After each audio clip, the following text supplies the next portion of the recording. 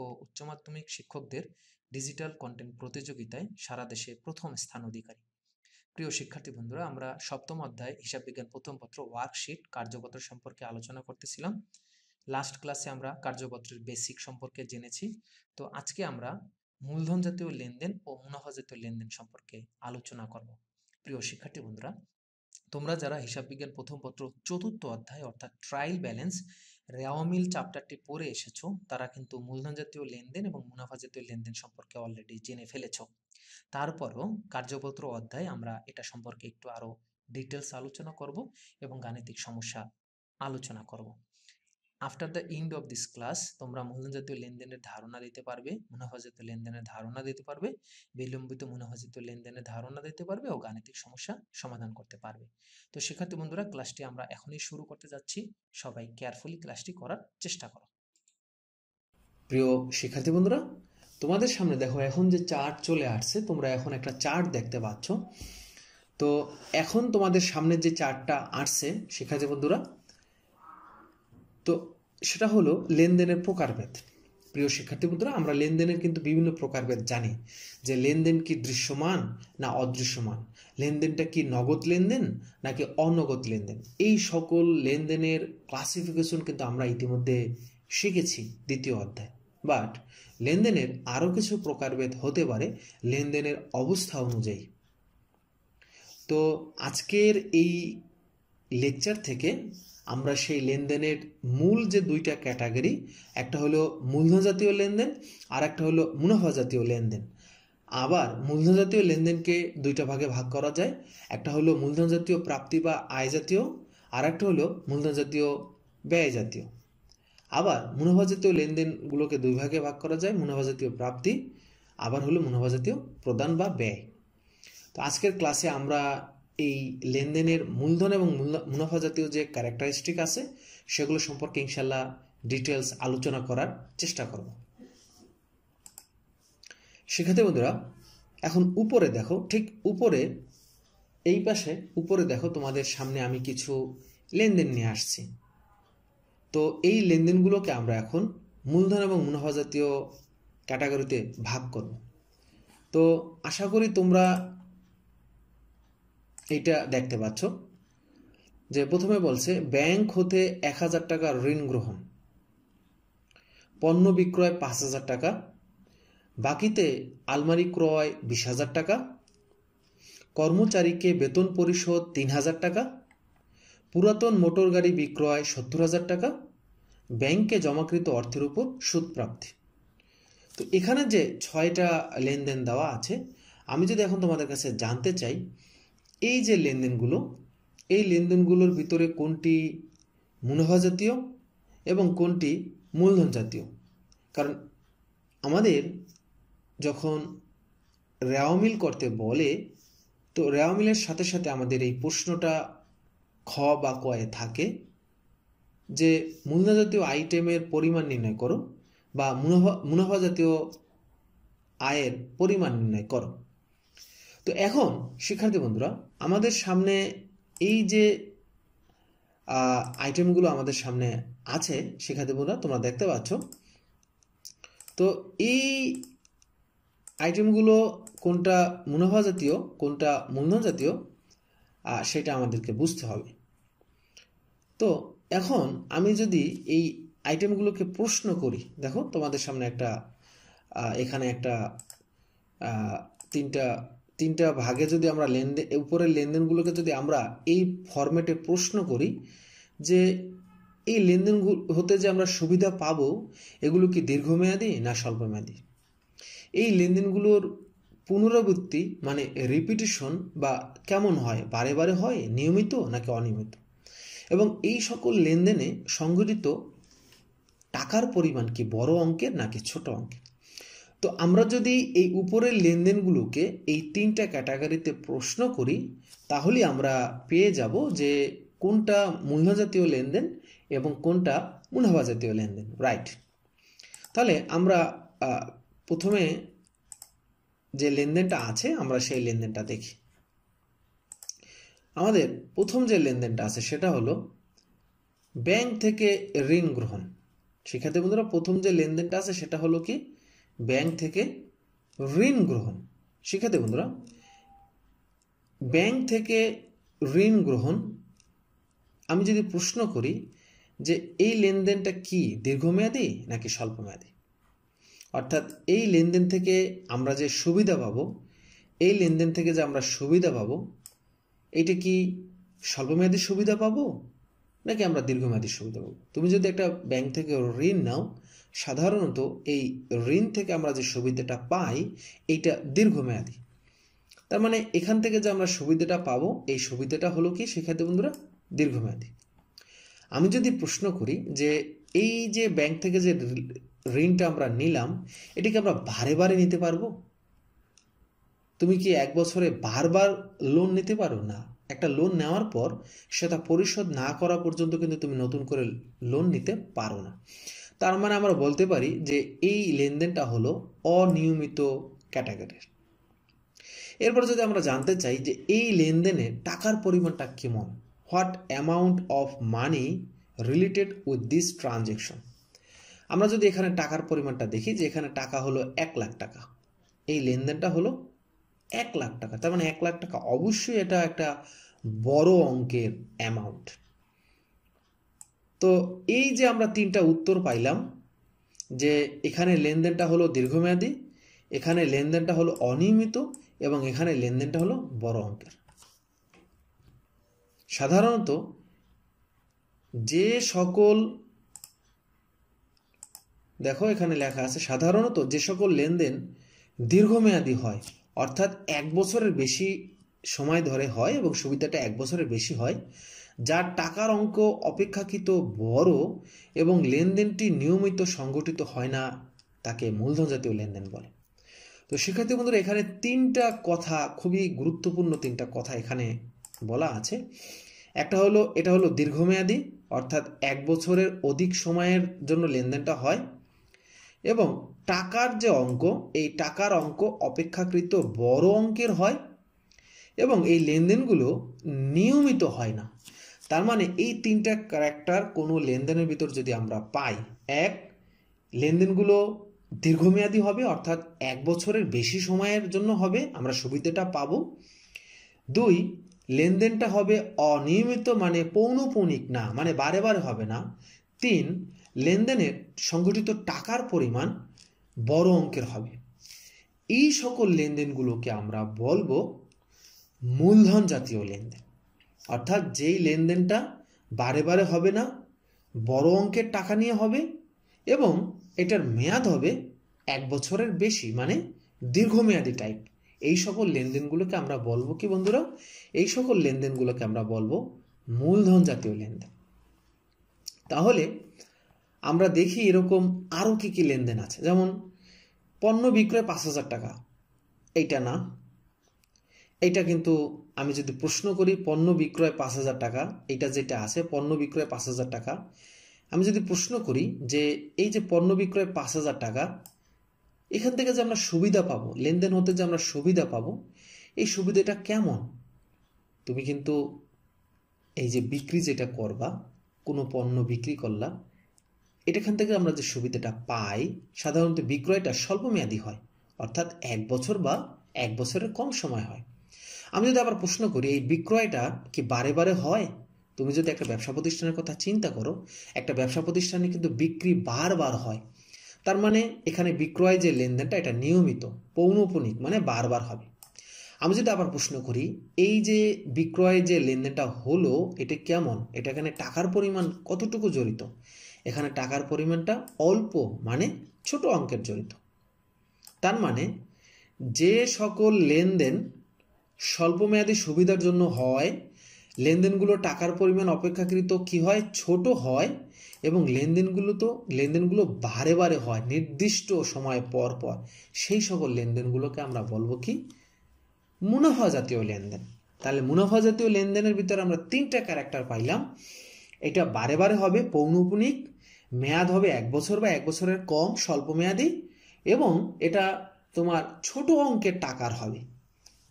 তাহলে আমরা এখন খুঁজি যে মুনাফা জাতীয় লেনদেন কেমন আর আছে।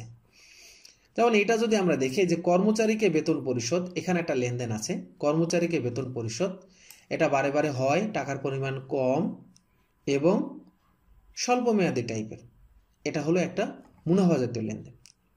এরপর আমরা যদি এটা দেখি, ব্যাংকে জমাকৃত অর্থের উপর সুদ প্রাপ্তি 500 টাকা, ব্যাংকে জমাকৃত অর্থের উপর সুদ প্রাপ্তি 500 টাকা। তুমি ব্যাংকে কিন্তু বারে বারে টাকা রাখবা এবং সুদটা অল্প অ্যামাউন্টের হবে এবং এই সুদটা 1 বছরের কম সময়ের জন্য দেওয়া হয়। তাহলে এখানে এইটাও হলো মুনাফা জাতীয় লেনদেন।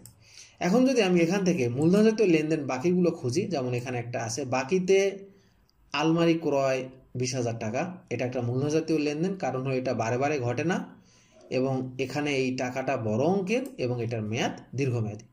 পুরাতন মোটর গাড়ি বিক্রয়, তুমি কি মোটর গাড়ি বারবার বিক্রি করতে পারবা শিক্ষার্থী বন্ধুরা? অবশ্যই মোটর গাড়ি তুমি বারবারে বিক্রি করতে পারবে না, অর্থাৎ এটা অনিয়মিত এবং টাকার অঙ্ক বড় এবং মোটর গাড়ির এটা একটা দীর্ঘমেয়াদী সম্পদ, এটার মেয়াদ 1 বছরের বেশি। তাহলে এটা একটা মূলধন জাতীয় লেনদেন। তাহলে শিক্ষার্থী বন্ধুরা এখান থেকে আমরা কি জানলাম, যে মুনাফা জাতীয় লেনদেন এবং মূলধন জাতীয় লেনদেন হওয়ার যে শর্তগুলো, সেই শর্তগুলো আমরা ভালোভাবে এখান থেকে বুঝতে পারলাম। শিক্ষার্থী বন্ধুরা আমরা একটু আগে তোমাদের সাথে আলোচনা করেছি যে মূলধন জাতীয় লেনদেন এবং মুনাফা জাতীয় লেনদেন এই দুই ক্যাটাগরি লেনদেন হয়। তো মূলধন জাতীয় লেনদেনকে দুই ভাগে ভাগ করা যায়, একটা মূলধন জাতীয় প্রাপ্তি বা আয়, আর একটা হলো মূলধন জাতীয় ব্যয়। তো আমরা এখন যেটা দেখব সেটা হলো মূলধন জাতীয় আয় এবং মূলধন জাতীয় ব্যয়, অর্থাৎ যেটা দীর্ঘমেয়াদী টাইমের সেই মূলধন জাতীয় আয় এবং মূলধন জাতীয় ব্যয় আমরা দেখব। মুনাফা জাতীয়টা আমরা দেখব না, তাই মুনাফা জাতীয়টা আমরা কি করলাম, আপাতত বাদ দিয়ে রাখলাম। তো মূলধন জাতীয় লেনদেন একটা হলো মূলধন জাতীয় প্রাপ্তি আর একটা হলো মূলধন জাতীয় ব্যয়। মূলধন জাতীয় লেনদেনকে আবার দুই ভাগে ভাগ করা যায়, একটা হলো মূলধন জাতীয় প্রাপ্তি বা আয় আর একটা হলো মূলধন জাতীয় ব্যয়। প্রথমে আমরা দেখব মূলধন জাতীয় প্রাপ্তি বা আয়। যে সকল প্রাপ্তি অনিয়মিত, টাকার পরিমাণ বড় এবং 1 বছর সময়ের সুবিধা ভোগ করা যায় তাকে মূলধন জাতীয় প্রাপ্তি বলে। তো এই সকল লেনদেনের ভিতরে কি কি আইটেম থাকে সচরাচর সেটা আমরা দেখব শিক্ষার্থী বন্ধুরা। সচরাচর এই সকল লেনদেনের ভিতরে কি কি আইটেম থাকে আমরা এখন সেগুলো একটু শিক্ষার্থী বন্ধুরা দেখার চেষ্টা করি। সাধারণত ব্যবসায় মূলধন আনয়ন, ব্যাংক হতে ঋণ গ্রহণ বা স্থায়ী সম্পদ যেমন আসবাবপত্র, জমি, যন্ত্রপাতি এগুলো বিক্রি, এই টাইপের আইটেমগুলোকে বলা হয় মূলধন জাতীয় প্রাপ্তি। মানে তোমার টাকাটা আসবে, নগদ আন্তঃপ্রবাহ ঘটবে। যেমন তুমি ব্যবসায় মূলধন আনলা, মালিকের কাছ থেকে তুমি মূলধন প্রাপ্তি হয়েছে, মূলধন পাইছো। তুমি ব্যাংক থেকে ঋণ নেলা, এটাও কিন্তু তোমার প্রাপ্তি বোঝাচ্ছে। তুমি স্থায়ী সম্পত্তি বিক্রি করলা, সেখান থেকে তুমি একটা অ্যামাউন্ট টাকা পাচ্ছ। তার মানে এই সকল প্রাপ্তি, নগদ টাকার যে প্রাপ্তি হচ্ছে, আইটেমগুলো বড় সময়ের জন্য বড় অঙ্কের বারে বারে ঘটে না, এই সকল আইটেমগুলোকে আমরা বলি মূলধন জাতীয় প্রাপ্তি। এখন এই মূলধন জাতীয় প্রাপ্তি আর আমরা এখানে যদি দেখি মূলধন জাতীয় প্রাপ্তি আর মূলধন জাতীয় আয় কিন্তু একই রকম হলেও কিছুটা পার্থক্য আছে। মূলধন জাতীয় আয় হলো মূলধন জাতীয় প্রাপ্তির একটি অংশ। যেমন মূলধন জাতীয় আয় প্রতি বছর হয় না, যেমন এবং এটার উদাহরণও বেশি নাই। কোনো যন্ত্রপাতি কয়েক বছর ব্যবহার করার পর তুমি যদি বিক্রি করো, সেখান থেকে কিছু তোমার আয় হবে। তুমি একটা যন্ত্রপাতি বিক্রি করলা, সেখান থেকে তোমার কিছু আয় হবে। এখন এই যন্ত্রপাতি ক্রয় মূল্য তুমি যদি বাদ দাও, তাহলে যেইটা হবে সেটাকে কিন্তু আমরা বলবো কি মূলধন জাতীয় আয়, রাইট। যেমন একটি পুরাতন যন্ত্রপাতি বিক্রি করছো 80,000 টাকা, কিন্তু এখান থেকে পরবর্তীতে তুমি সুবিধা পাবা 65,000 টাকা। তাহলে এখানে মূলধন জাতীয় আয় হয়েছে 15,000 টাকা আর মূলধন জাতীয় প্রাপ্তি কিন্তু পুরোটাই হয়েছে। অর্থাৎ তুমি যে স্থায়ী সম্পত্তি বিক্রি করলা পুরোটাই হলো তোমার মূলধন জাতীয় প্রাপ্তি, বাদ এখান থেকে যে তুমি সুবিধা পাবা বা এটার যে ক্রয় মূল্য সেই ব্যয়টা যদি বাদ দাও, তাহলে যে টাকাটা বের হবে এইটাই হলো মূলধন জাতীয় আয়। তার মানে আমরা বলতে পারি মূলধন জাতীয় প্রাপ্তির ভিতরে মূলধন জাতীয় আয় লুকায়িত আছে। শিক্ষার্থী বন্ধুরা এখন আমরা দেখব মূলধন জাতীয় ব্যয়। যে সকল ব্যয় অনিয়মিত, টাকার অঙ্ক বড় এবং 1 বছরের অধিক সময়ের জন্য হয়, ওই সকল ব্যয়গুলোকে মূলধন জাতীয় ব্যয় বলা হয়। যেমন আমরা যদি এখানে উদাহরণস্বরূপ দেখি, স্থায়ী সম্পদ যেমন জমি, যন্ত্রপাতি, আসবাবপত্র, মোটর গাড়ি ইত্যাদি ক্রয় বা স্থায়ী সম্পত্তি ক্রয়, হ্যাঁ, স্থায়ী সম্পত্তি ক্রয়ের সাথে সংশ্লিষ্ট যে আদার্স খরচ আছে যেমন আমদানি শুল্ক, জাহাজ ভাড়া, পরিবহন খরচ, সংস্থাপন ব্যয়, এগুলো সবই হলো মূলধনজাতীয় ব্যয়। যেমন এখানে কিন্তু উদাহরণস্বরূপ তোমরা দেখতে পাচ্ছ একটা বাড়ি নির্মাণ বা একটি মোটর গাড়ি, জিপ, গাড়ি, কম্পিউটার, আসবাবপত্র, জমি, এই সকল জিনিস যে কিনলা অর্থাৎ স্থায়ী সম্পত্তি যে তুমি ক্রয় করলা অথবা স্থায়ী সম্পত্তিকে ব্যবহার উপযোগী করার জন্য আদার যে খরচগুলোকে আছে সকলগুলোকে মূলধনজাতীয় ব্যয় বলে। যেমন তুমি একটা মেশিন কিনছো 50,000 টাকা দিয়া, এখন এই মেশিনটা তুমি চায়না থেকে ইম্পোর্ট করে নিয়ে আসছো, হয়তো তোমার এখানে আমদানি খরচ লাগছে, জাহাজ ভাড়া লাগছে, হ্যাঁ, শুল্ক লাগছে, এবং এই মেশিনটা তোমার বসানোর জন্য সংস্থাপন ব্যয় বা এটা তোমার কিন্তু বসানোর জন্য বিভিন্ন খরচ লাগতে পারে। বা একটা ফ্রিজ কিনছো, ফ্রিজটা তুমি ব্যবসায় এসে বসাইছো, সংস্থাপন করছো, সেট করছো, এটার জন্য তোমার কিন্তু এক্সট্রা কিছু চার্জ দেওয়া লাগতে পারে। এটা হলো মূলধনজাতীয় ব্যয়। তার মানে স্থায়ী সম্পত্তি ক্রয় অথবা স্থায়ী সম্পত্তি ক্রয় করে এর সাথে আনুষঙ্গিক যে খরচগুলো আছে এই সকল খরচগুলোকে আমরা বলি কি মূলধনজাতীয় ব্যয়। তো আশা করি মূলধনজাতীয় ব্যয় কি তোমরা এখান থেকে বুঝতে পেরেছ। এখানে উল্লেখ যে সকল ব্যয়ের ফলে সম্পদ সম্প্রসারিত, আয়ুষ্কাল বৃদ্ধি পায়, তাও কিন্তু মূলধনজাতীয় ব্যয়। যেমন পুরাতন একটি মেশিন, এটা কিন্তু তুমি নতুনভাবে একটু মডার্ন করার জন্য বা আপডেট করার জন্য 10,000 টাকার মূল্যের নতুন যন্ত্রাংশ সংযোজন করে মেরামত করা হলো, ফলে মেশিনটি সচল হওয়ার পাশাপাশি তার মেয়াদও বৃদ্ধি পায়। এটা কিন্তু আমরা বলতে পারি মূলধনজাতীয় ব্যয়। তোমার একটা মনে করো ল্যাপটপ আছে বা তোমার একটা কি বলে একটা মোবাইল আছে যেটা একটু পুরানো হয়ে গেছে, আগের মতো সেরকম সার্ভিস দিচ্ছে না, তুমি একটা র্যাম বসাইলা, তো এর ফলেও কিন্তু তোমার এটা সচল হচ্ছে, অ্যাক্টিভিটিস বাড়ছে, এটাও কিন্তু এক ধরনের মূলধনজাতীয় ব্যয়। তার মানে স্থায়ী সম্পত্তিকে ব্যবহার উপযোগী করার জন্য যে সকল খরচ এবং স্থায়ী সম্পত্তি ক্রয় জাতীয় খরচগুলোকে আমরা বলবো মূলধনজাতীয় ব্যয়। অতএব বলা যায় যে সকল ব্যয়ের উপযোগিতা বর্তমান হিসাব বছরের পাশাপাশি ভবিষ্যতেও পাওয়া যাবে, তাই হলো মূলধনজাতীয় ব্যয়। শিক্ষার্থী বন্ধুরা, আমরা মাত্র মূলধনজাতীয় ব্যয় এবং মূলধনজাতীয় আয় অর্থাৎ মূলধনজাতীয় লেনদেনের ব্যাখ্যা আমরা দেখেছি। এখন আমরা দেখব মুনাফা জাতীয় লেনদেন। মুনাফা জাতীয় লেনদেন অর্থাৎ যেই লেনদেনগুলো বারে বারে হয়, টাকার অঙ্ক কম হয় এবং 1 বছর বা 1 বছরের কম সময়ের জন্য হয়, স্বল্প মেয়াদী। তো এই মুনাফা জাতীয় লেনদেনকে দুই ভাগে ভাগ করা যায়। একটা হলো মুনাফা জাতীয় প্রাপ্তি বা আয়, আর একটা হলো মুনাফা জাতীয় প্রাপ্তি বা প্রদান বা ব্যয়, যেটা আমরা এখন শুধু মুনাফা জাতীয় আইটেম দেখবো। তাহলে মানে মূলধন জাতীয় আইটেমকে আমরা বাদ দিয়ে দেখলাম। তাহলে মুনাফা জাতীয় আইটেমগুলোকে দুই ভাগে ভাগ করা যায়, মুনাফা জাতীয় প্রাপ্তি বা আয়, আর একটা হলো মুনাফা জাতীয় প্রদান বা ব্যয়। মুনাফা জাতীয় প্রাপ্তি, যে সকল প্রাপ্তি নির্দিষ্ট সময় পর পর অর্থাৎ বারে বারে হয়, নিয়মিত আদায় হয়, নির্দিষ্ট সময়ের ভেতরে এর উপযোগিতা শেষ হয়, সেগুলোকে আমরা বলতে পারি মুনাফা জাতীয় আয়। যেমন উদাহরণস্বরূপ যদি বলি আমরা পণ্য বিক্রয়, ব্যাংকে জমা, টাকার সুদ অর্থাৎ তুমি ব্যাংকে টাকা জমা রাখছো, ব্যাংক জমার সুদ, বাড়ি ভাড়া পাইছো, কমিশন পাইছো, ঠিক আছে, উপভাড়া পাইছো, এগুলো সব হইল মুনাফা জাতীয় আয় বা মুনাফা জাতীয় প্রাপ্তি। উপভাড়া পাইছো, কমিশন পাইছো, বাট্টা পাইছো, সুদ পাইছো, বিনিয়োগের সুদ পাইছো, সব কিছু, ব্যাংক জমার সুদ, বিক্রয় বাবদ প্রাপ্তি, সকল কিছুকে আমরা বলি মুনাফা জাতীয় প্রাপ্তি। তো এখানে একটা বিষয় তোমাদেরকে অবশ্যই মনে রাখতে হবে শিক্ষার্থী বন্ধুরা, মুনাফা জাতীয় প্রাপ্তি ও মুনাফা জাতীয় আয় একই অর্থবোধক হলেও কিছুটা পার্থক্য আছে। মুনাফা জাতীয় প্রাপ্তির সবটুকু একটি নির্দিষ্ট সময়ের ভিতরে মুনাফা জাতীয় আয় হয় না। এখন আমরা দেখব মুনাফা জাতীয় ব্যয়, যেটা আমাদের কিন্তু পরীক্ষায় বেশি আসে। তোমরা যদি বোর্ডের কোশ্চেন সলভ করো, রাউমিলের অঙ্কগুলো সলভ করতে যাও, দেখবে এই ধরনের প্রশ্ন বেশি আসে।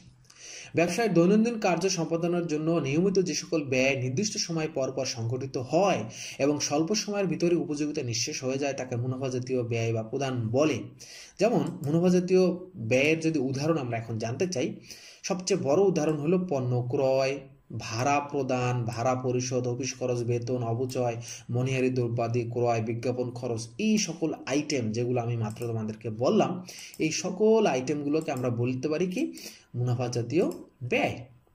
তো মুনাফা জাতীয় ব্যয়ের দ্বারা সম্পদ অর্জিত না হলে সম্পদের রক্ষণাবেক্ষণ হয়। মনে রাখবা, মূলধন জাতীয় ব্যয়ের দ্বারা সম্পদ অর্জিত হয় আর মুনাফা জাতীয় ব্যয়ের দ্বারা সম্পদ রক্ষণাবেক্ষণ হয়, মেরামত হয়।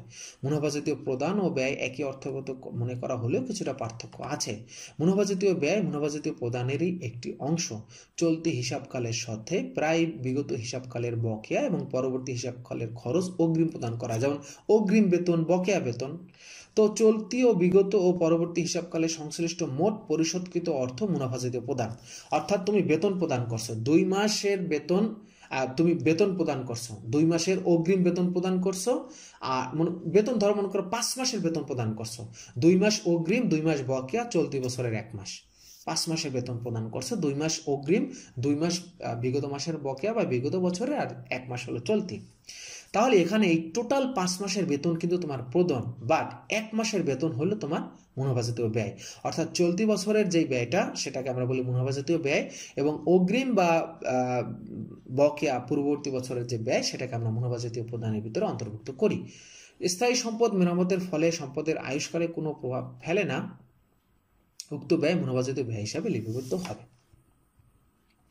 শিক্ষার্থী বন্ধুরা, এখন আমরা একটা লেনদেন দেখব এবং এই লেনদেন থেকে আমরা মুনাফা জাতীয় ব্যয় এবং মূলধন জাতীয় ব্যয়কে আলাদা করব। যেমন মেশিনের কর্মক্ষমতা বাড়ানোর জন্য পার্টস ক্রয় করা হলো 10,000 টাকা এবং শ্রমিকের মজুরি দেওয়া হলো 600 টাকা। তার মানে তুমি পার্টস কিনছো 10,000 টাকা, মেশিনকে আরো আধুনিক করার জন্য, আরো আপডেট, আরো শক্তিশালী করার জন্য, এবং শ্রমিকের মজুরি দিচ্ছ 600 টাকা। তাহলে এখানে দুই ধরনের ব্যয় আছে।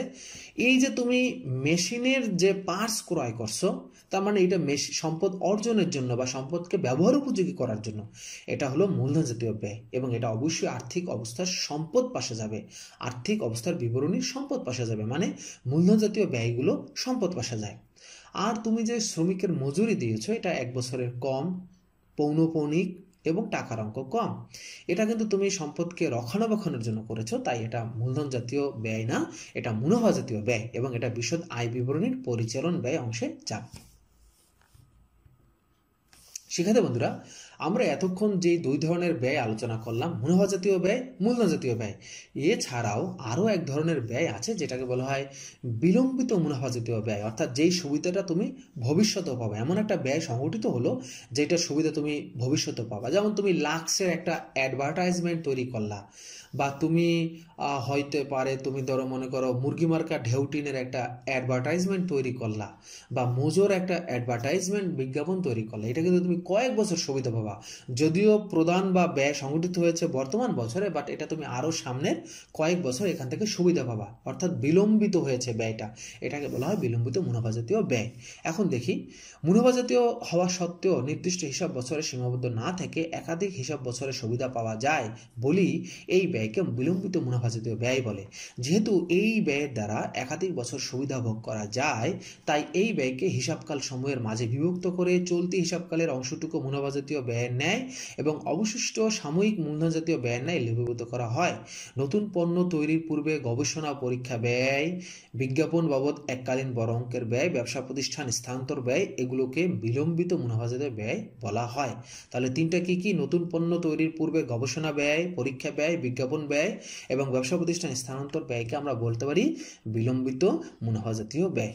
তাহলে শিক্ষার্থী বন্ধুরা, আমরা যদি নিম্নের ছক অনুযায়ী মূলধন জাতীয় এবং মুনাফা জাতীয় লেনদেনগুলো বুঝতে চাই, যে মূলধন জাতীয় লেনদেনগুলোকে তাহলে দুটো ভাগে ভাগ করা যায়, মূলধন জাতীয় আয়, মূলধন জাতীয় ব্যয়।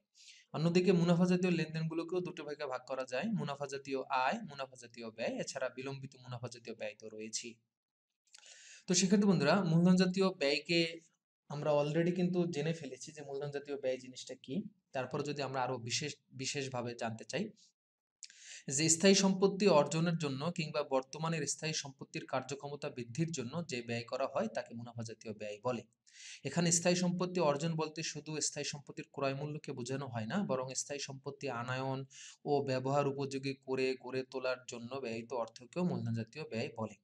মূলধন জাতীয় ব্যয়ের মধ্যে সম্পত্তির ক্রয় মূল্য, আনায়ন খরচ, স্থাপন খরচ, আইন খরচ, আমদানি শুল্ক, আধুনিকরণ ব্যয়, পুনঃস্থাপন ব্যয় অন্তর্ভুক্ত থাকে। সকল মূলধন জাতীয় ব্যয় স্থায়ী সম্পত্তির বৃদ্ধি ঘটায়। তো মূলধন জাতীয় ব্যয়ের জন্য একটা জাবেদা দেওয়া আছে। ধরো সম্পত্তি হিসাব ডেবিট, নগদান হিসাব বা ব্যাংক হিসাব ক্রেডিট। যেমন আমরা যখন অষ্টম অধ্যায়ের অঙ্ক করব দৃশ্যমান অদৃশ্যমান সম্পত্তির হিসাব রক্ষণ, তো ওখানে অবচয়ের অঙ্ক করতে গেলে এরকম দেখা যায় যে আমরা একটা যন্ত্রপাতি কিনছি 50 লাখ টাকা দিয়ে, কিন্তু এই যন্ত্রপাতির বহন খরচ আছে, এই যন্ত্রপাতির সংস্থাপন ব্যয় আছে, এই সবগুলো কি আমরা কিন্তু এই সম্পত্তি নামেই দেখাই। কেন? কারণ এটা মূলধন জাতীয় ব্যয়। এবং আমরা কিন্তু অলরেডি জেনেছি যে এই ব্যয়গুলো শিক্ষার্থী বন্ধুরা, এই ব্যয়গুলো ব্যবসায় কি হয় না, এই ব্যয়গুলো ব্যবসায় বারবার সংগঠিত হয় না। ঠিক আছে, এই ব্যয়গুলো বারবার সংগঠিত হয় না। তো আর মুনাফা জাতীয় ব্যয়ের বিষয়টা তো আমরা অলরেডি বুঝতে পেরেছি। মুনাফা জাতীয় ব্যয় সম্পর্কে কিন্তু আমরা অলরেডি জেনে ফেলেছি শিক্ষার্থী বন্ধুরা, যে মুনাফা জাতীয় ব্যয় হলো কারবার সংক্রান্ত কার্যাবলী পরিচালনা করতে বা কারবার প্রতিষ্ঠানের কার্যক্রম সচল রাখার জন্য দৈনন্দিন যেসব স্বাভাবিক ব্যয় হয় সেগুলোই কিন্তু মুনাফা জাতীয় ব্যয়, অর্থাৎ রেভিনিউ এক্সপেন্ডিচার, এবং এগুলোর মেয়াদ সর্বোচ্চ 1 বছর পর্যন্ত হয়ে থাকে। এবং এগুলো বারবার হয় আমরা অলরেডি জেনেছি, যেমন বেতন প্রদান, ভাড়া প্রদান, পণ্য ক্রয় ইত্যাদি। শুধু ক্রয় পরিবহন কিন্তু তোমার মুনাফা জাতীয়, কিন্তু যন্ত্রপাতি সাথে সংশ্লিষ্ট যে ক্রয় পরিবহন সেটা কিন্তু মূলধন জাতীয়। এটার জন্য সংশ্লিষ্ট খরচ হিসাব ডেবিট হবে, আর এটার জন্য কি হবে শিক্ষার্থী বন্ধুরা, সংশ্লিষ্ট খরচ হিসাব ডেবিট হবে, আর নগদান হিসাব বা ব্যাংক হিসাব ক্রেডিট হবে। আর মুনাফা জাতীয় আয়, যেসব আয় ব্যবসায় স্বাভাবিক কার্যাবলী দ্বারা অর্জিত হয় এবং বারংবার অর্জিত হয় সেসব আয়কে মুনাফা জাতীয় আয় বলে। দৈনন্দিন কারবারি আয় বা ব্যবসায়ের স্বাভাবিক কার্যাবলী দ্বারা অর্জিত আয়কে মুনাফা জাতীয় আয় বলে। মুনাফা জাতীয় আয় বিবরণীতে ক্রেডিট করা হয় এবং আয় বকেয়া থাকলে সংশ্লিষ্ট হিসাব খাতে উদ্ধৃত পত্রে সম্পত্তি পাশে দেখানো হয়। অর্থাৎ ধরো তোমার সেবা আয়টা বকেয়া থাকলে কিন্তু আমরা সম্পদ হিসাবে ধরি। ঠিক আছে, বিশেষ করে আমরা এখন তো কার্যপত্রের অঙ্ক করতেছি। তো যখন আমরা আর্থিক অবস্থার বিবরণী করব তখন এই সমন্বয়গুলো আমাদের বেশি দেখা যায়, বা কার্যপত্রের এই অঙ্কেও কিন্তু এই সমন্বয়গুলো আমাদের এসে থাকে। অর্থাৎ বিষয়টা এরকম যে তুমি সেবা প্রদান করেছো কিন্তু বিল পাও নাই, এটাকে বলা হয় অনাদায়ী সেবা আয়। তো আয় জাতীয় আইটেম বকেয়া থাকলে সম্পদ আয় আমরা জানি। তো সেটার জার্নাল এই সিস্টেমে হয়, নগদান বা ব্যাংক হিসাব ডেবিট, আর বিক্রয় বা সেবা আয় হিসাব ক্রেডিট।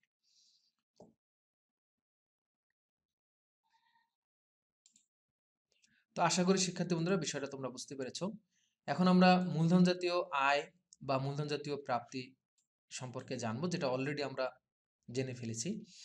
কারবারের স্বাভাবিক কর্মকাণ্ড দ্বারা পরিচালিত দৈনন্দিন মুনাফা জাতীয় আয় ব্যতীত অন্যান্য আয় যা বারবার অর্জিত হয় না এবং একবার অর্জিত হলে দীর্ঘদিন ব্যবসায় ব্যবহার করা হয় তাকে মুনাফা জাতীয় আয় বলে। এ জাতীয় আয় আর্থিক অবস্থার বিবরণীর দায় পাশে প্রদর্শন করা হয়। যেমন ব্যবসায়ের মালিকের নিকট হতে প্রাপ্ত অর্থ, যেটাকে আমরা মূলধন বলি, শেয়ার ও ঋণপত্র বিক্রয়লব্ধ অর্থ, শেয়ার ও ঋণপত্র অধিহারী ইস্যু, শেয়ার অধিহার যেটা, গৃহীত ঋণ, শেয়ার বাজেয়াপ্ত ফলে লাভ। তো সেক্ষেত্রে বন্ধুরা এই লেনদেনগুলো কিন্তু আমরা মূলধন জাতীয় আয় নামে অভিহিত করি। এই যে লেনদেনগুলো, আমি লেনদেনগুলো আন্ডারলাইন করে দিলাম যাতে তোমরা সহজেই বিষয়টা বুঝতে পারো। তো এগুলোর জন্য জাবেদা হবে নগদান হিসাব বা ব্যাংক হিসাব ডেবিট, আর মূলধন বা ঋণ হিসাব ক্রেডিট। তো এই বিষয়ে কিন্তু আমরা অলরেডি আলোচনা করছি। তো আমাদের আরেকটি মুনাফা জাতীয় খরচ আছে যেটাকে আমরা বলি ডিফার্ড রেভিনিউ এক্সপেন্ডিচার বা বিলম্বিত মুনাফা জাতীয় খরচ। কারবার প্রতিষ্ঠানে এমন কিছু ব্যয় হয় যা বৈশিষ্ট্যের দিক থেকে মুনাফা জাতীয়, কিন্তু এর সুবিধা একাধিক হিসাবকালে পাওয়া যায় এবং বড় অঙ্কের হয়ে থাকে। এরূপ ব্যয়কে বিলম্বিত মুনাফা জাতীয় ব্যয় বলে, এবং এটা অনেকটা অলীক সম্পদের সাথে কিন্তু এর সম্পর্ক আছে। যেমন বিলম্বিত বিজ্ঞাপন, প্রাথমিক খরচ, অবলেখকের কমিশন, এগুলো সব অলীক সম্পদ এবং এগুলোকে আমরা বলি বিলম্বিত মুনাফা জাতীয় ব্যয়। তো আমরা যখন হিসাব বিজ্ঞান দ্বিতীয় পত্র চতুর্থ অধ্যায় অর্থাৎ শেয়ার মূলধনের অঙ্কগুলো করব তখন দেখবা আমাদের এই অলীক সম্পদ বেশি আসে। এছাড়া আর্থিক অবস্থার বিবরণীতে আমরা অলীক সম্পদ দেই, শেয়ার অবলেখকের কমিশন, বিলম্বিত বিজ্ঞাপন ব্যয়, অবহার, শেয়ার অবহার, প্রাথমিক খরচ। তো এই লেনদেনগুলোই মূলত আমাদের বিলম্বিত মুনাফা জাতীয় ব্যয়ের ভিতরে যায়।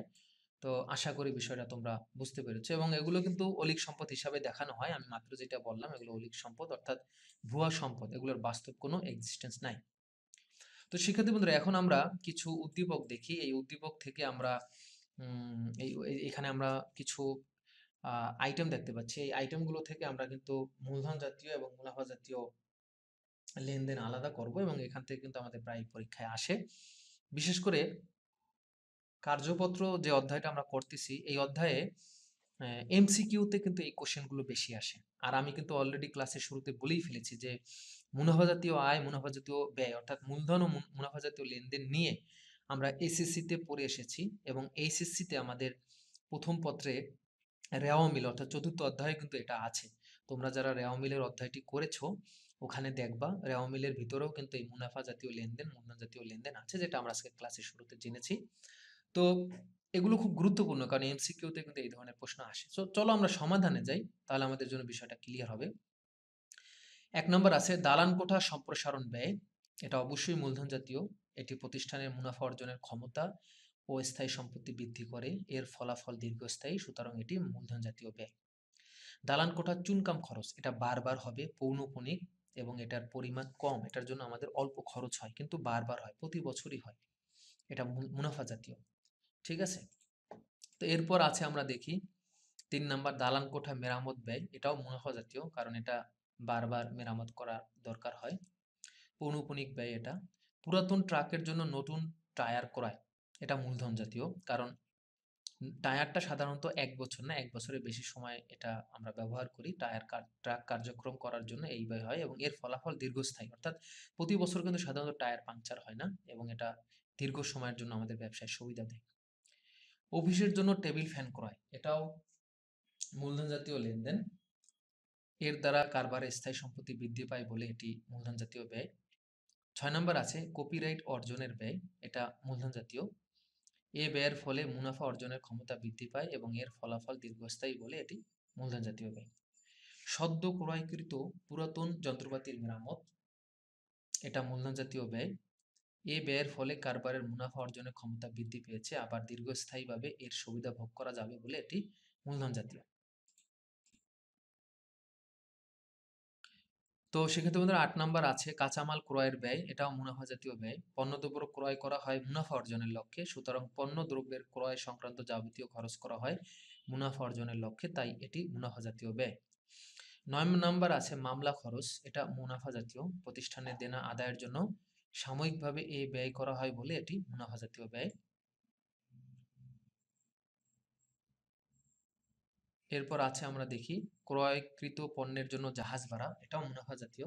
পণ্যদ্রব্য ক্রয় করা হয় মুনাফা অর্জনের লক্ষ্যে, সুতরাং পণ্য দ্রব্যের ক্রয় সংক্রান্ত যাবতীয় খরচ করা হয় মুনাফা অর্জনের লক্ষ্যে, তাই এটি মুনাফা জাতীয় ব্যয়।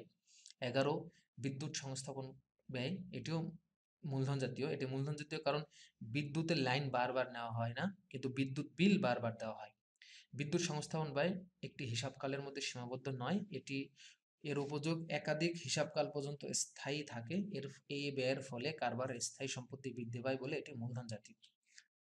12 ক্রয়কৃত কলকব্জা আনার জন্য জাহাজ ভাড়া। এটাও মূলধন জাতীয় ব্যয়, কারণ আমি একটু আগে বলেছি যে তুমি একটা যন্ত্রপাতি বিদেশ থেকে এনেছো, ওটার ক্রয়, পরিবহন, জাহাজ ভাড়া, ডক চার্জ, আমদানি শুল্ক সব ওই ব্যয়ের সাথেই সাম আপ হবে।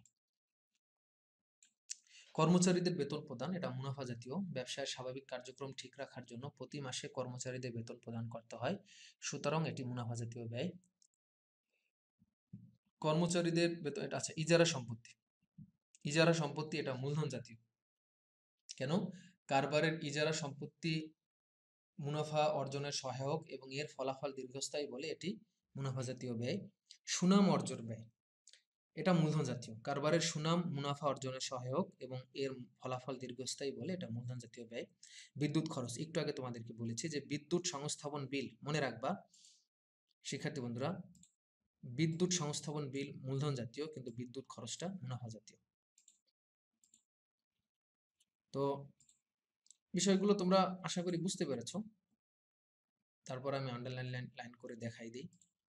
মণিহারি ক্রয়ের ব্যয়। মণিহারি ক্রয়ের ব্যয় মুনাফা জাতীয়, কারণ এটা মুনাফা জাতীয় ব্যয়, কারণ এটা মুনাফা অর্জনের জন্য ব্যবহার করা হয়। যন্ত্রপাতি সংস্থাপন ব্যয়, এটা মূলধন জাতীয়, কারণ এর ফলে কারবারের স্থায়ী সম্পত্তি বৃদ্ধি পায়, এবং এটি মূলধন জাতীয় ব্যয়। কর্জের উপর সুদ, এটা মুনাফা জাতীয়, কারণ যন্ত্রপাতি সংস্থাপন ব্যয় কিন্তু মূলধন জাতীয়। আর কর্জের উপর সুদ এটা মুনাফা জাতীয়, কারণ কর্জের উপর সুদ এটা প্রতি বছরই দিতে হয়, এর ফলাফল দীর্ঘস্থায়ী নয়, সুতরাং এটি মুনাফা জাতীয় ব্যয়। আসবাবপত্রের অপচয় এটি মুনাফা জাতীয়। মুনাফা অর্জনের লক্ষ্যে 1 বছর ব্যবহারের ফলে আসবাবপত্রের যে মূল্য হ্রাস পায় তাই অপচয়, এবং এটি 1 বছরের মধ্যে সীমাবদ্ধ, তাই এটি মুনাফা জাতীয় ব্যয়। তো এখানে নিচের ব্যয়গুলো হতে মূলধন জাতীয় এবং মুনাফা জাতীয় ব্যয় নির্ণয় করো, ব্যাখ্যা করো। এটা তোমাদের একটা বাড়ির কাজ থাকবে, এটা তোমরা দেখবা, ঠিক আছে? তো এটা আমি সমাধান নিয়ে আসছি, সমাধানটা এখানে আছে, তোমরা সমাধানটা দেখে নাও। উপভাড়াটিয়ার কাছ থেকে ভাড়া প্রাপ্তি এটা মুনাফা জাতীয়। প্রদত্ত ঋণের সুদ প্রাপ্তি এটা মুনাফা জাতীয়। কমিশন প্রাপ্তি মুনাফা জাতীয়। এবং এখানে যে কয়টা লেনদেন দেখতেছো সবই মুনাফা জাতীয়, কারণ এটা বারবার ঘটে। তো শিক্ষার্থী বন্ধুরা, এখানে একটা ছক আছে, এই ছকটা তোমরা একটু ফিল আপ করবা। বেতন প্রদান এটা কিসের ভিতরে যাবে, জাস্ট তোমরা টিক দেবা, ঠিক আছে? বেতন প্রদান এটা কি? মুনাফা জাতীয় ব্যয়। প্রাপ্ত লভ্যাংশ এটা মুনাফা জাতীয় আয়, এটা মুনাফা জাতীয়, এটা মুনাফা জাতীয় ব্যয়, ঠিক আছে? জমি বিক্রয় বাবদ এটা হলো মূলধন জাতীয় আয়। তো এটা তোমরা এভাবে টিক দেবা। আশা করি তোমরা এটা পারবা শিক্ষার্থী বন্ধুরা। তো এটা তোমাদের বাড়ির কাজ থাকবে। এখানে অনেকগুলো আছে, তোমরা স্ক্রিনশট নিয়ে এটা করবা। অনেকগুলোই আছে, স্ক্রিনশট নিয়ে তোমরা এটা করবা এবং পাওয়ার পয়েন্টে দেওয়া থাকবে। আশা করি তোমরা এটা পারবা শিক্ষার্থী বন্ধুরা, ঠিক আছে? আশা করি তোমরা এটা পারবা। শিক্ষার্থী বন্ধুরা, এখন আমরা মূলধন জাতীয় এবং মুনাফা জাতীয় হিসাবের তালিকা দেখব, এবং এটা তোমরা একটা স্ক্রিনশট নিয়ে রাখতে পারো, কারণ এইখান থেকে তোমাদের পরীক্ষায় প্রায়শই প্রশ্ন আসে। মূলধন যে শ্রেণীতে পড়বে সেটা হলো মূলধন জাতীয় প্রাপ্তি। কেন? কারণ এটা তো ব্যবসায় অনেক বছর ব্যবহার হবে এবং এটা অনিয়মিত, হ্যাঁ, এবং এটা দীর্ঘমেয়াদী। জমি, দালান কোঠা, পুরাতন যন্ত্রপাতি বিক্রি করে তুমি টাকা পাইছো, এটা মূলধন জাতীয় প্রাপ্তি, এটা অনিয়মিত প্রাপ্তি, তাই এটা মূলধন জাতীয় প্রাপ্তি। ঋণ গ্রহণ করেছো, ঋণটা বারে বারে গ্রহণ করবা না, একবারে গ্রহণ করবা, তাই এটা মূলধন জাতীয় টাকা পাইছো প্রাপ্তি, কারণ এটা অনেক বছর ব্যবহার হবে এবং এই টাকা ফেরত দিতে হবে, মানে এইটা একটা নির্দিষ্ট সময় পর ফেরত দিতে হবে। এখন তোমাকে কিন্তু আসলে ফেরত দেওয়া লাগতেছে না, এটা একটা নির্দিষ্ট সময় পর ফেরত দেবে। তো এখানে একটা বিষয় গুরুত্বপূর্ণ শিক্ষার্থী বন্ধুরা, সেটা মনে রাখবা। মুনাফা জাতীয় ব্যয় যেটা পৌনঃপুনিক, যেটা স্বল্প মেয়াদী, আর মূলধন জাতীয় ব্যয় যেটা পৌনঃপুনিক না এবং যেটা তোমার স্বল্প মেয়াদী না, যেটা দীর্ঘমেয়াদী। এই দুইটা তুমি ভালো করে মাথায় রাখো, তাহলে বাকিগুলো তোমার বুঝতে শিক্ষার্থী বন্ধুরা সুবিধা হবে। তো পণ্য বিক্রয়, 4 নম্বর পণ্য বিক্রয় বারে বারে হয়, বিক্রি করে তোমার আয় হয়, প্রাপ্তি ঘটে, বাট এটা মুনাফা জাতীয় প্রাপ্তি, মূলধন জাতীয় প্রাপ্তি না, কারণ বিক্রি তোমার বারবার হবে নিয়মিত। ব্যাংকে বিনিয়োগের সুদ, এটাও মুনাফা জাতীয় আয়, কারণ এটা তোমার বারে বারে হয়, অল্প সময়ের জন্য হয় এবং টাকার পরিমাণ কম। 6, দালান কোঠার ভাড়া প্রাপ্তি, এটাও মুনাফা জাতীয় প্রাপ্তি। শেয়ার বিনিয়োগের লভ্যাংশ, এটাও মুনাফা জাতীয় আয়। সেবার বিনিময়ে কমিশন প্রাপ্তি, এটাও মুনাফা জাতীয় আয়। 9 নম্বর জমি ক্রয়, টাকা ব্যয় হয়েছে, জমি বারবার কিনবো না এবং টাকার পরিমাণ বেশি, বড় অঙ্কের, এবং জমি ক্রয় করলে সেখান থেকে সুবিধা আমরা 1 বছরের বেশি সময়ের জন্য পাবো, তার মানে এটা মূলধন জাতীয় ব্যয়ের ভিতর হবে। জমি ক্রয়ের জন্য রেজিস্ট্রেশন ব্যয়, রেজিস্ট্রেশনটা কেন করা হয়? জমি মালিকানা পাওয়ার জন্য, জমিকে ব্যবহার উপযোগী করার জন্য, এবং এটা বারে বারে হয় না, রেজিস্ট্রেশন তো তুমি বারবার করো না। জমির হয়তো তুমি খাজনাটা বারবার দাও, কিন্তু জমির রেজিস্ট্রেশন বারবার করো না। খাজনা যদি থাকতো সেটা মুনাফা জাতীয় ব্যয় হইতো, বাট জমি ক্রয়ের রেজিস্ট্রেশন ব্যয় যেটা আছে সেটা মূলধন জাতীয় ব্যয় হবে। দালান কোঠা নির্মাণ, এটাও মূলধন জাতীয় ব্যয়। যন্ত্রপাতি ক্রয়, এটাও মূলধন জাতীয় ব্যয়। কেন? কারণ এগুলো বারে বারে হয় না, অনিয়মিত। 13, নতুন পণ্যের গবেষণা ব্যয়, তুমি একটা পণ্য গবেষণা করলা, এই যে ব্যয়টা, যতদিন ওই পণ্যটা থাকবে ততদিন তুমি ওইখান থেকে সুবিধা পাবা, তার মানে এটা বিলম্বিত সুবিধা পাবা, তার মানে এটা বিলম্বিত মুনাফা জাতীয় ব্যয়। যন্ত্রপাতির ক্রয় পরিবহন খরচ, এটা মূলধন জাতীয় ব্যয়। কেন? যন্ত্রপাতি কিনছো আমেরিকা থেকে, ওইটা প্রতিষ্ঠানের কারখানা পর্যন্ত আনা পর্যন্ত যে খরচটা, ক্রয় পরিবহন, এটা এই যন্ত্রপাতিকে ব্যবহার উপযোগী করার জন্য, এবং এই ক্রয় পরিবহনটা তোমার বারবার লাগবে না, অনিয়মিত এবং ওই যন্ত্রপাতির সাথে সম্পর্কিত, তাই এটা মূলধন জাতীয় ব্যয়। যন্ত্রপাতির বড় ধরনের মেরামত খরচ, বড় ধরনের ছোট মেরামত খরচ হলো মুনাফা জাতীয় ব্যয়, কিন্তু বড় ধরনের মেরামত খরচ যদি থাকে সেটা মূলধন জাতীয় ব্যয়। আসবাবপত্র ক্রয় এটা মূলধন জাতীয় ব্যয়। পণ্য ক্রয় এটা বারে বারে ঘটবে নিয়মিত, তাই এটা মুনাফা জাতীয় ব্যয়।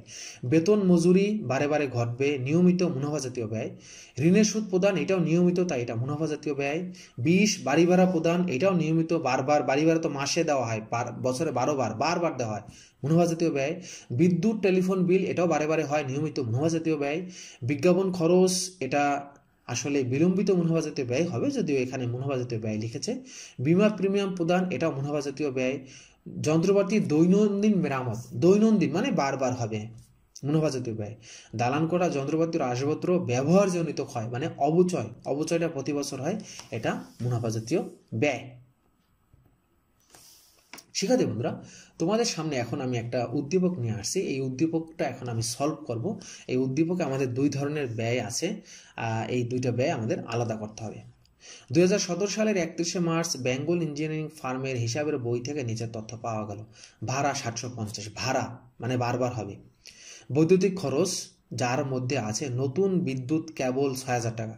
নতুন বিদ্যুৎ কেবল মানে এটা বারে বারে করবা না, তার মানে এটা মূলধন জাতীয়। আর বৈদ্যুতিক খরচ বাকি 1700 বারে বারে হবে, মুনাফা জাতীয়। ক্রয় পরিবহন খরচ আনয়ন ভাড়া যার মধ্যে 5000 টাকা আছে নতুন সিমেন্ট মিক্সচার আনয়নে, তার মানে নতুন সিমেন্ট মিক্সচার আনয়ন, এটা তো আর বারে বারে হবে না, এটা মূলধন জাতীয়। আর বাকি 1500 মুনাফা জাতীয়। ড্রিল মেশিন ক্রয়, ড্রিল মেশিন মানে এটা তোমার যন্ত্রপাতি বলা যায়। ড্রিল মেশিন এটা অনেক বছর সুবিধা পাবা, ড্রিল মেশিন আমরা বারবার কিনি না, এটা মূলধন জাতীয়। তাহলে দেখো মূলধন জাতীয়গুলো আলাদা করা হয়েছে, মুনাফা জাতীয়গুলো কি করছে আলাদা করা হয়েছে। মূলধন জাতীয়র ভিতরে কি কি আইটেম আমরা আলাদা করে লিখেছি, মুনাফা জাতীয়র ভিতরে কি কি আইটেম আমরা আলাদা করে লিখেছি। তাহলে প্রিয় শিক্ষার্থী বন্ধুরা, আমার বিশ্বাস আজকের ক্লাস থেকে তোমরা মুনাফা জাতীয় লেনদেন, মূলধন জাতীয় লেনদেন, মুনাফা জাতীয় আয়, মুনাফা জাতীয় ব্যয়, মূল্য জাতীয় আয়, মূল্য জাতীয় ব্যয়, বিলম্বিত মুনাফা জাতীয় ব্যয়, এই 5টা আইটেম ভালো করে শিখেছ।